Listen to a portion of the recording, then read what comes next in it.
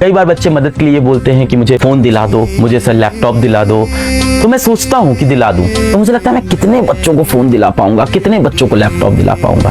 मुझे यार जीवन में बहुत पैसा कमाना है, मुझे जीवन में इतना पैसा कमाना है कि मेरे से कोई बच्चा कोई सामान मांगे तो मैं मना ना करूं, चाहे वो 1000 बच्चा हो, 1 लाख बच्चा हो, 1 करोड़ बच्चा हो।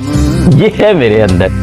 मुझे लगता है एक भी बच्चे को मैं मना ना करूं, चाहे वो YouTube के कमेंट में लिखा हो, चाहे इंस्टाग्राम, चाहे लिंक्डइन, ट्विटर, कहीं पे भी अगर कोई मदद मांग रहा हो, मेरे हाथ ना रुके। मुझे हमेशा ये चीज लगती है। कच्ची मेरी मिट्टी, कच्चा मेरा नाम नी।